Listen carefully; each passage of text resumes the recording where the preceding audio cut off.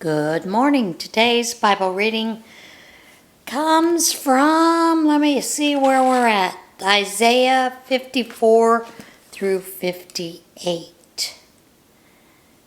Let me get the reading spectacles on and we'll get to reading.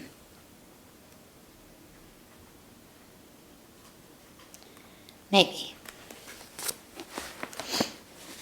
Excuse the hair. Apparently the cow got me in the middle of the night. Cowlick and all. All right. Sing, barren woman who has never had a baby. Fill the air with song.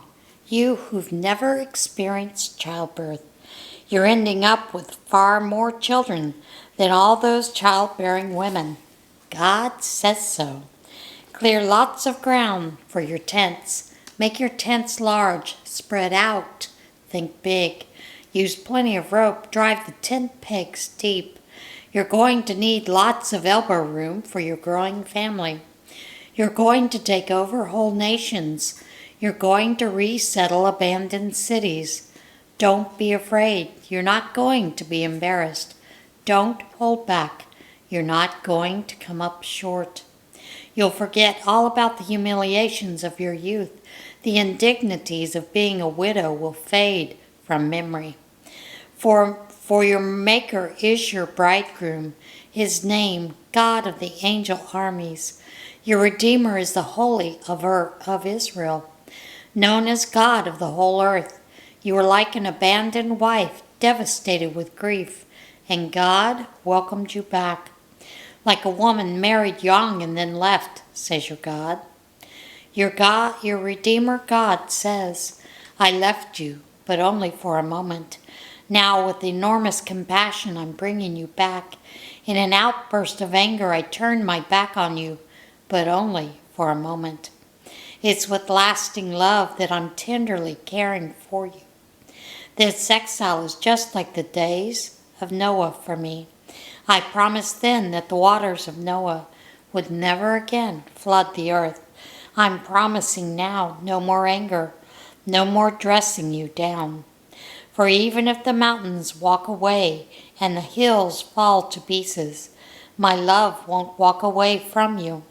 My covenant commitment of peace won't fall apart. The God who has compassion on you says so. Afflicted city, storm-battered, unpitied, I'm about to rebuild you with stones of turquoise. Lay your foundations with sapphires. Construct your towers with rubies. Your gates with jewels and all your walls with precious stones. All your children will have God for their teacher. What a mentor for your children. You'll be built solid, grounded in righteousness, far from any trouble, nothing to fear, far from terror. It won't even come close. If anyone attacks you, don't for a moment suppose that I sent them. And if any should attack, nothing will come of it. I create the blacksmith who fires up his forge and makes a weapon designed to kill. Sorry. I also create the destroyer, but no weapon that can hurt you has ever been forged. Any accuser who takes you to court will be dismissed as a liar.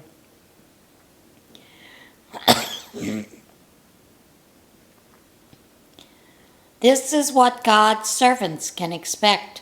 I'll see to it that everything works out for the best. God's decree.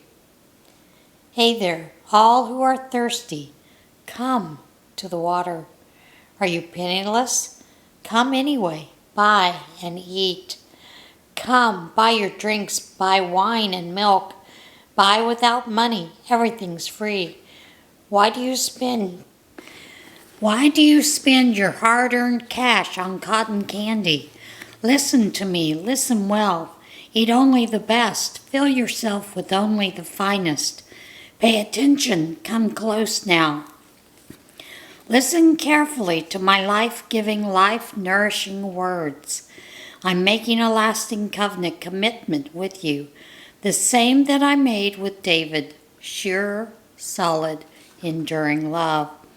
I set him up as a witness to the nations, made him a prince and leader of the nations, and I'm doing it to you. You'll summon nations you've never heard of, and nations who've never heard of you will come running to you. Because of me, your God, because the Holy of Israel, has honored you. Seek God while he's here to be found. Pray to him while he's close at hand. Let the wicked abandon their way of life and the evil their way of thinking. Let them come back to God who is merciful. Come back to our God who is lavish in forgiveness, with forgiveness. I don't think the way you think. The way you work isn't the way I work, God's decree. For as the sky soars high above earth, so the way I work surpasses the way you work. And the way I think is beyond the way you think, just as rain and snow descend from the skies and don't go back until they've watered the earth, doing their work of making things grow and blossom, producing seed for farmers and food for the hungry. So will the words that come out of my mouth not come back empty-handed. They'll do the work I sent them to do. They'll complete the assignment I've given them. So you'll go out in joy. You'll be led into a whole and complete life. The mountains and hills will lead the parade bursting with song. All the trees of the forest will join the procession, exuberant with applause. No more thistles, but giant sequoias. No more thorn bushes, but stately pines. Monuments to me, to God, living and lasting evidence of God. God's message. Guard my common good, do what's right and do it in the right way. For salvation is just around the corner. My setting things right is about to go into action. How fortunate are you who enter into these things, you men and women who embrace them, who keep Sabbath and don't defile it, who watch your step and don't do anything evil.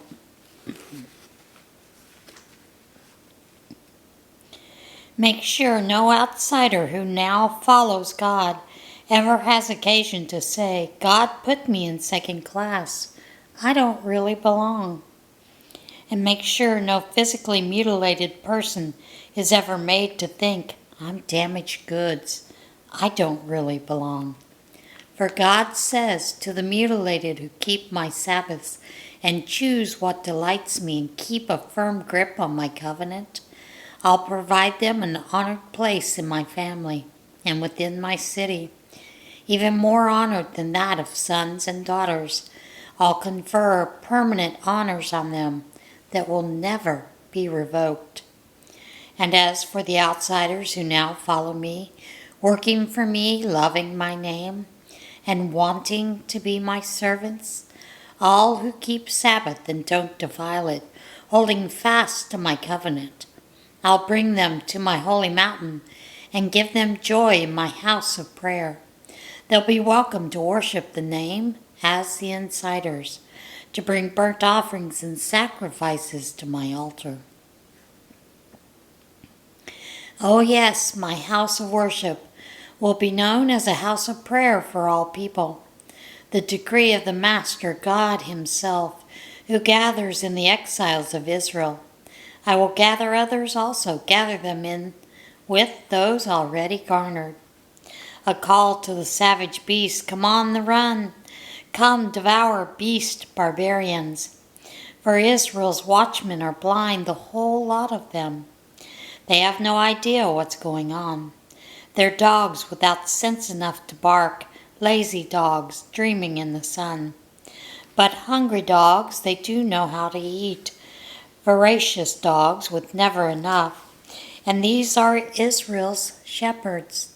They know nothing, understand nothing.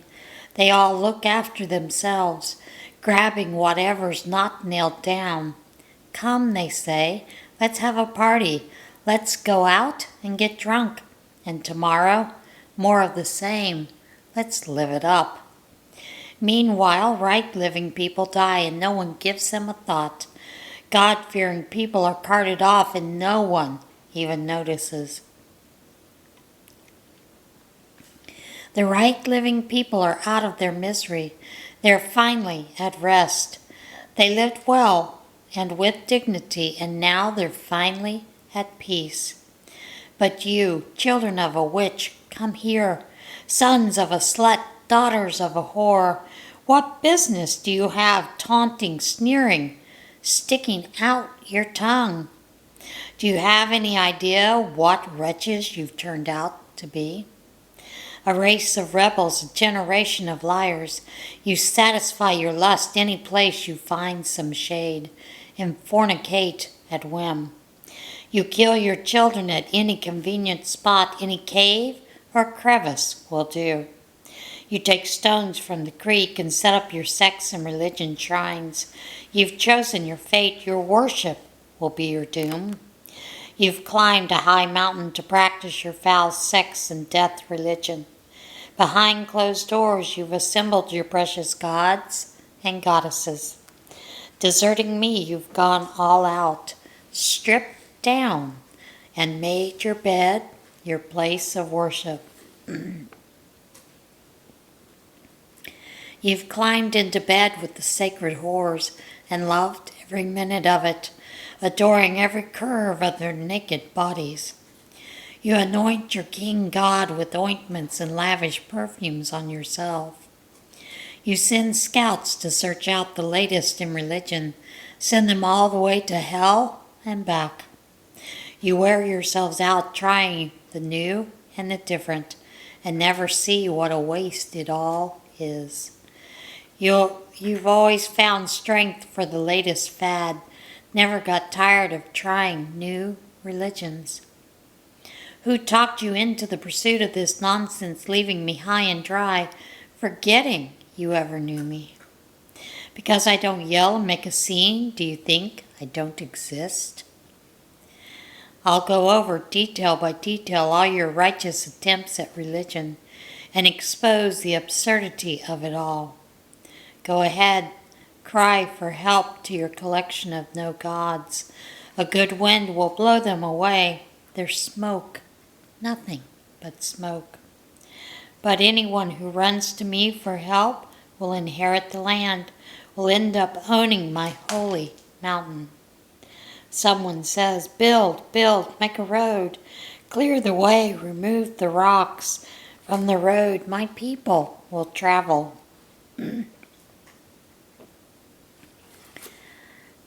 Sorry about that. This throat is just being misbehaving today. A message from the high and towering God who lives in eternity, whose name is holy. I live in the high and holy places, but also with the low-spirited, the spirit crushed. And what I do is put new spirit in them, get them up and on their feet again. For I'm not going to haul people into court endlessly.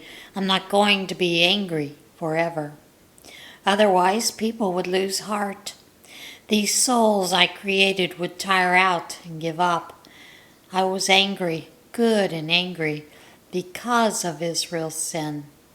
I struck him hard and turned away in anger, while he kept at his stubborn, willful ways.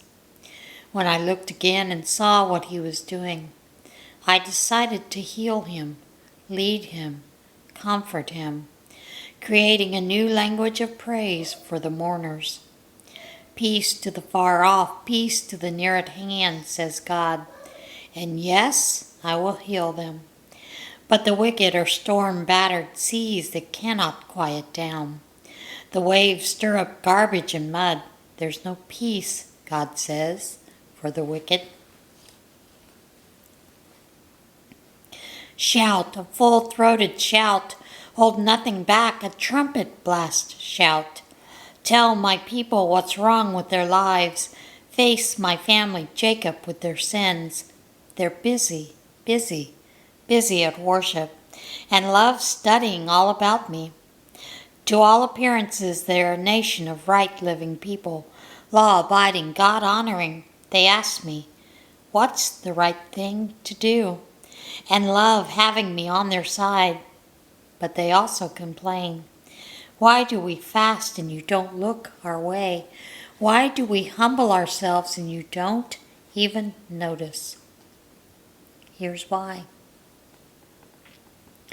The bottom line on your fast days is profit. You drive your employees much too hard. You fast, but at the same time you bicker and fight. You fast, but you swing a mean fist. The kind of fasting you do won't get your prayers off the ground. Do you think that this is the kind of fast day I'm after? A day to show off humility? To put on a pious long face and parade around solemnly in black? Do you call that fasting? A fast day that I, God, would like? This is the kind of fast day I'm after. To break the chains of injustice, get rid of exploitation in the workplace, free the oppressed, cancel debts. What I'm interested in seeing you do is sharing your food with the hungry, inviting the homeless poor into your homes, putting clothes on the shivering, ill-clad, being available to your own families. Do this and the lights will turn on and your lives will turn around at once. Your righteousness will pave your way. The God of glory will secure your passage. Then when you pray, God will answer. You'll call out for help and I'll say, here I am. If you get rid of unfair practices, quit blaming victims, quit gossiping about other people's sins, if you are generous with the hungry and start giving yourselves to the down and out, your lives will begin to glow in the darkness. Your shadowed lives will be bathed in sunlight. I will always show you where to go. I'll give you a full life in the emptiest of places. Firm muscles, strong bones. You'll be like a well-watered garden, a gurgling spring that never runs dry. You'll use the old rubble of past lives to build anew. Rebuild the foundations from out of your past. You'll be known as those who can fix anything, restore old ruins, rebuild and renovate. Make the community livable again. If you watch your step on the Sabbath and don't use my holy day for personal advantage, if you treat the Sabbath as a day of joy, God's holy day as a celebration, if you honor it by refusing business as usual, making money running here and there, then you'll be free to enjoy God. Oh, I'll make you ride high and soar above it all. I'll make you feast on the inheritance of your ancestor Jacob. Yes, God says so. And that is it for today's Bible reading. As always, get in touch with God today, and I will see you again tomorrow. Bye.